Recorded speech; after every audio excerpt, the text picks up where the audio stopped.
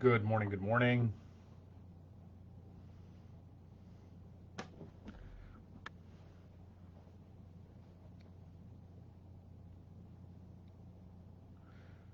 Good morning, everyone.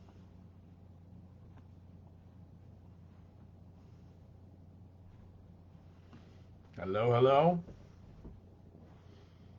Hey, Vicky. Good morning to you. Hope you are grand. Good morning, John. Hello, hello.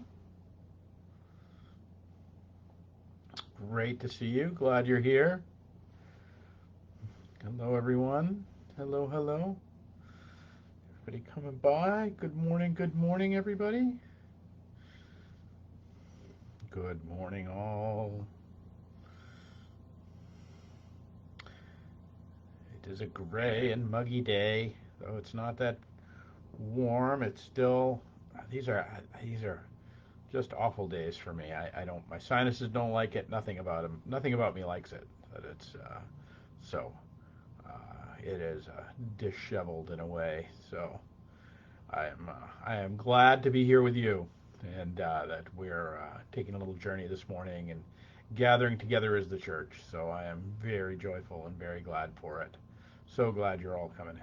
Hey, good morning, Fanny Faye Davis. Hello, hello, out there in the woods. So good to see you. So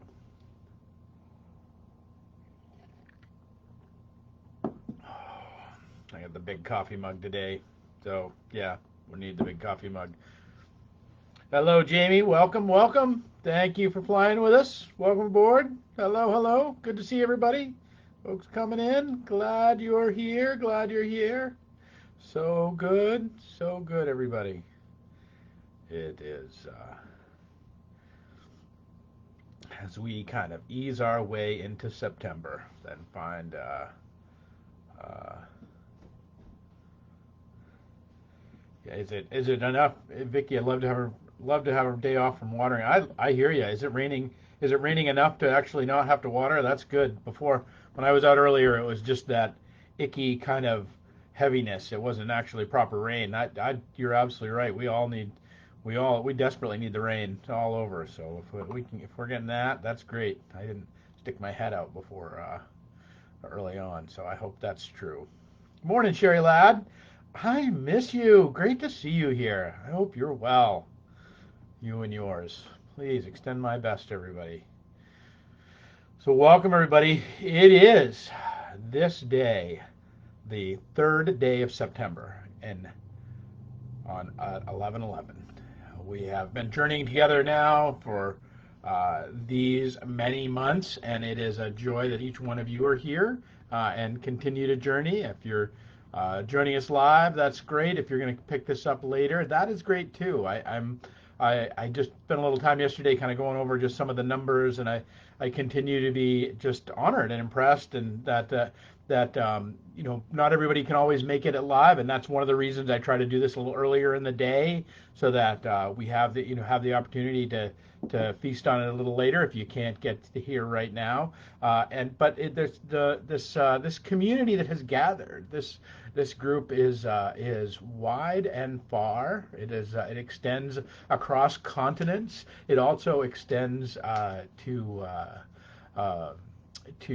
dozens and dozens and dozens and dozens of people that we're consistently getting numerous people over the course of the day that will come back here and journey with you. So if you think like that because you're here or just that somehow you are not a part of something larger, you are, because this is and that's not just our little 1111 movement that we have going here, our little 1111 church group.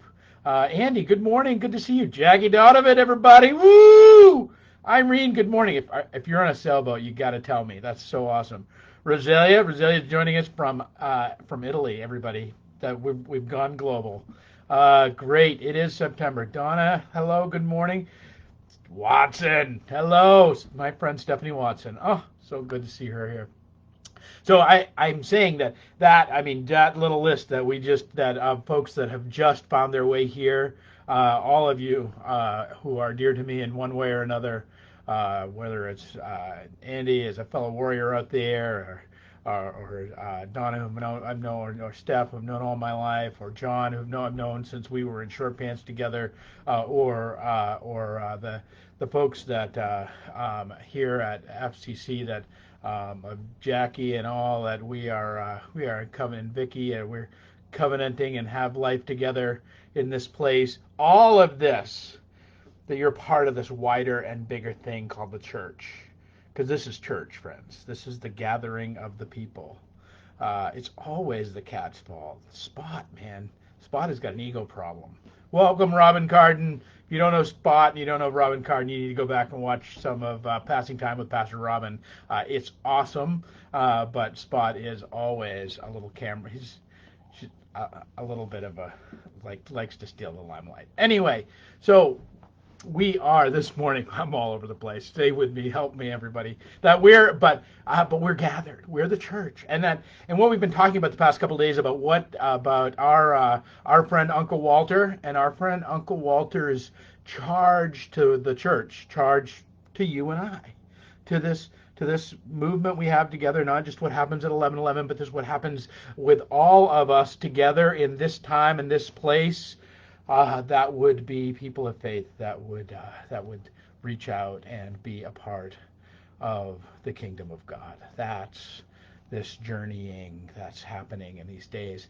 And what Uncle Walter invites us to is to be prophetic in this time. And what all that means is that we need to say some hard truths of things that people don't want to hear. That's what the prophets did, is they said hard truths about things that the kings didn't want to hear, that the culture didn't want to hear, but that was actually counter to the culture of what they were in. Not that Jeremiah or Isaiah are out there being a bunch of hippies. It's that they are out there speaking the problems that they see in the world, and acting in such a way, living in such a way that it ministers to and changes those problems, or at least addresses the hurt of them. And so we have been journeying the past 2 weeks, or past 2 days, with Uncle Walter's injunction to us about what the prophetic tasks of this time are.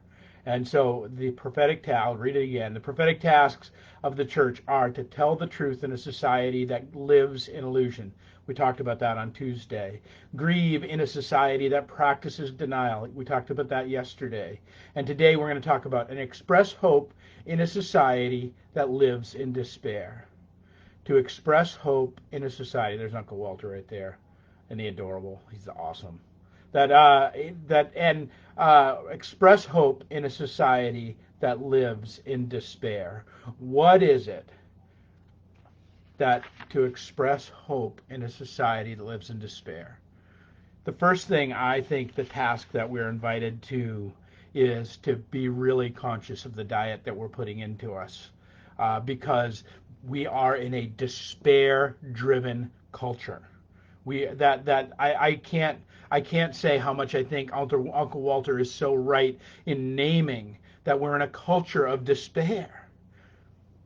And it's not simply that we are dealing with all of these things, with unemployment, with violence in the streets, with restrictions on people's liberties, with pandemics, with all of these things. It's not just that we're dealing with all of these things. It is that every story around them is a story of just a sinking ship that we're never gonna make it. Help us! Like that, we're all in this place where everything is sinking and coming apart and broken, and it is. Oh, Deb Botrin, so right. Deb's so great. She's always got this little word that's just like right in there, and that's it. Yes, it's suffocating, and that's if hope, which is sometimes hope is traditionally considered a baby. Like that one of the traditional kind of images of hope is that hope is a baby born to us that we have to nurture up, that we have to nurture our hope, and and if that's true, then you're right. There are these forces in the world right now. There is this narrative in this world. There's this larger culture that would suffocate hope, that would suffocate the nurturing of us in this world. And I think the first thing is we've got we've got to, oh, the new normal. Yeah, tell me about the new normal, because the new normal is this assumption that hope is dead. That's the underlying. It is. I think it's like the premier despair merchant phrase, and I like that phrase, that there are in this world sellers of despair. And I think the first thing we need to do is stop buying. As people of faith, as the church, that's you and I. That's not a big building. That's not some guy with a funny hat. That's not any. That's just you and I. That's what the church is. And we need to stop buying into the narrative of despair. We need to stop buying all the things that are broken with the world. I'm not saying there's not problems. I'm not saying we need to be ignorant. I'm not saying we need to be in denial. That's not the thing. But you know what? Somebody said this once about their personal self, and I think it's true on a global self. That humanity, you and I, all of us, the church, you personally, have 100% track record of overcoming every obstacle that has ever been put in your way. Because you are listening to my voice, and you're alive right now, and you're breathing, and you're taking in oxygen, you're giving off carbon dioxide, and you are a part of this creation born for hope. And that the first thing we need to do is remember that we have 100% track record. And that when we talk about Jesus, when we talk about God, we talk about following someone who has already crossed the finish line. The parade is already over, friends. We're just walking out where it's the rest of the parade route. The victory is won in the grand scheme of things. And yet there are merchants of despair. If there is someone or some little box maybe that is selling you despair on a regular basis, cut it off. We cannot simultaneously nurture the baby of hope and simultaneously feast on despair into our consciousness. Again, I'm not saying be ignorant. I'm not saying be disconnected. But I am saying, if we personified these things, okay, and I know I'm spending a little time on this, but I really think we have to. It's such a part of our culture. It's such a part of our culture that we have to spend some time kind of being able to see it, kind of like clearing the water a little bit. And so I think, to me, it's always helpful to personify these things. Like, what if these voices that were coming to me, what if these images that were coming to me, what if they were people? And what if they came into my house and sat on my couch? And that all they did, as we sat there on the couch and talking, all they did was try to fill me full of despair and fill me full of fear and try to convince me how bad my life and things are, and how there is no warrant for hope, how giving up is really the only option, or nihilism, which I think is the practical application of giving up, is the nihilistic life view, the nihilistic worldview, the idea that nothing matters, which is the most deadly idea in the world. It is literally the most deadly idea in the world. The idea that nothing matters has killed more people on this planet than any other idea. Friends, we are in this time when we're invited to hold up the really real and express hope. We need to be hope merchants. That's what the church is called to be right now. And I want to give you a couple ways to do this as we today. A couple ways to think about this, about what it is to be rather than to be a merchant of despair or be a buyer of despair, to be a merchant of hope. To sell hope in a culture that isn't buying hope, by the way. It's going to be a hard sell. Understand, I have a friend of mine that's been his life in sales, and he says, the most important thing about sales is being in a market where people are buying. Like, if you're not in a market where people are buying, it doesn't matter how good a salesman you are. It doesn't matter how compelling your argument is that they need that product or they need that thing. If you're not in a market where people are buying the thing, have a desire for the thing that you have. And right now, we are in a market. The despair merchants are booming. they are selling. And the question is, are we going to buy? But the other question is, even more so, what are we going to sell? Are we willing to do the prophetic tasks of expressing hope in this world? And I think there's two ways to come at this. In the beginning, there's lots of different ways to come at this, but there's two I want to offer you today. And the first is, and we've talked about this before, is the way Paul, the Apostle Paul, talks about hope. He says that hope is an anchor, but he talks about it as a particular way. That hope is an anchor, and it is a hedge against despair. Now, what does that mean? Now, a kedge anchor works like this. If you have a ship and it has an anchor, that the anchor will secure it where it's anchored.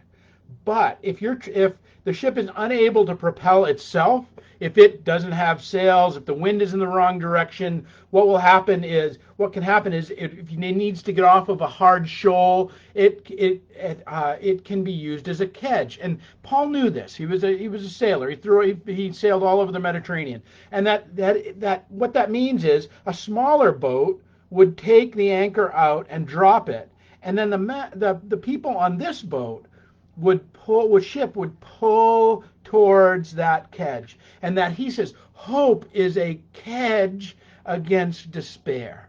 I love this. Because what he's saying is, we cast hope out here, and then we draw ourselves towards it. We cast hope out here, and we draw ourselves towards it. That hope isn't this thing that we just have or we don't have, particularly in the culture in which we're in, which is filled with the selling of despair. We cast hope out and draw ourselves towards it, and we draw our shipmates towards it too. See, that's the beauty of it, is the whole ship moves. Friends, we as human beings have 100% rate of overcoming any disease we've ever faced. We got 100%. Doesn't say there aren't diseases out there killing people. Malaria, tuberculosis are horrible scourges that upon our planet, and that continue. But as a whole, malaria is not about to wipe out humanity. Tuberculosis is not about to wipe out humanity, nor is COVID. That this knowledge that we can simply say, and that the things that we might hope for, the things that we might express hope and simply say, this is going to be over, friends. This is going to be over. This is coming to an end. And to simply say that in the midst of this narrative, to simply say that, yeah, there's violence in the streets, but you know what? The violence in the streets will stop. It always has. To simply say, it's almost the Mark Twainism when the two men standing on the porch looking at the rain, and he says, you think it'll stop? And Mark Twain says, well, it always has. Friends, we look at what we have on our side is the victory of Christ in the world that has ever and always continues to draw us towards a greater and more perfect and better hope. And that's not to say things won't slow down occasionally. That's not to say we don't have struggles. It's not to say things aren't difficult. It's not to say we don't all of the challenge out there. But it is to say we will overcome these things, and to declare that in the world, and to continually be about the effort of pulling ourselves toward that. You see, that's the thing. That hope is a kedge. We pull ourselves towards it. And when we do that, we demonstrate to the world. We demonstrate to the planet. We demonstrate to the people that are watching us, to the people that are around us, to particularly demonstrate to the despair merchants that we will not participate in a culture that lives in despair. That is the great notion of this kedge that God gives us in hope. This last thing I want to leave you with, and is just that we simply remember that death is not defeat.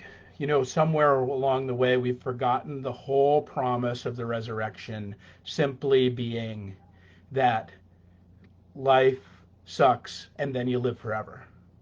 Simply being this world will have its challenges, this world will have its difficulties, this world, every generation has its crosses and its difficulties to bear, and then we will live in paradise forever. Like that this notion, and that in our work here, it's not about the great by and by, but there is a hope in the great by and by that we can inhabit in this world, that we are loved beyond measure, that there is a place prepared for us, not even out there. There's a place prepared for us right here and right now. We're held in the palm of the Creator's hand, not someday by and by, but right now. And we know that because of the promise of the someday by and by.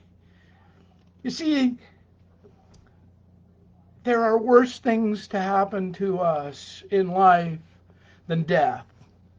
And I know this. I've spent some time in death. I've spent some time at the side of the dying. I've spent some time with families that have negotiated saying goodbye to their loved ones. I've spent time with soldiers that have been wounded in this world and have lost their comrades. There are worse things than being plucked out of this world. And that, I would submit to you, is to live in this world in such a way where we are soaked and we are peddling and we are owned by the merchants and the voices of despair. Friends, God loves you beyond measure. More than you have ever loved anything, more than you have ever seen anyone love anything, more than you have ever seen love experienced in this world. God has love for you in that way, and has a place for you in this world and in the next world. And in that hope, we can express joy and thanksgiving and wonder through our days for all that is. All that is. Because even COVID, even violence in the streets, even crazy regulations, even all these other things are still under the umbrella of the Creator God who made us all. That's the hope. That's the merchants we can be. That's what we can sell to a world that seems to only want to sell the destruction and the tearing down and the breaking down of all things. I think Uncle Walter's pretty darn smart in naming these three prophetic tasks of the church.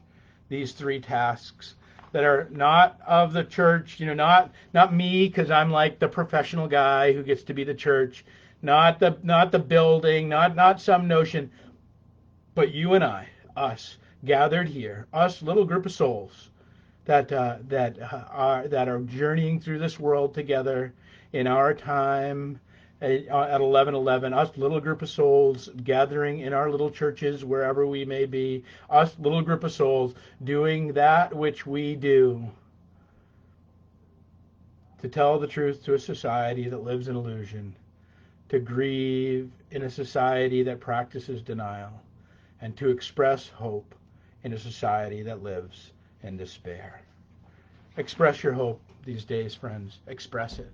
Use it as a kedge against that which would be filled with despair, because you are known and loved beyond measure by the one who spoke you into this world. All right, friends. That is, Deb Vautrin. She is and she's a master. She is walking this out, friends. So that's it. So I am so thankful that all of you have been with us. So next week I will be away. I am going to be on study leave. I'm going to try and do a plan here for our church going forward and for our ministries going forward. I've got a number of things I want to be able to try and put together so that we can step into this time while expressing hope and banishing despair. We can step into this time honoring the griefs, and we can step into this time telling the truth to a world that needs to hear it. So, friends, this is it. These are our days. These are our days to shine. So it's my hope you are and you will continue to be in my prayers over these days, and we will pick it up again on the 15th of September. The 15th of September, we will be right back here with another 11:11. So I hope you and all of yours will join us at 10 o'clock on Sunday morning. We're back to our 10 o'clock hour, so we'll be worshiping at 10 o'clock on Sunday morning, both at 282 Rock Street, Fall River. We'll be right in our sanctuary. We'll also be here on Facebook Live. So if you want to check in and worship with us, please do. I encourage you to do so, and we will pick up our journeying together with 11:11 on the 15th of September. Peace and grace to you, my friends. Peace and grace.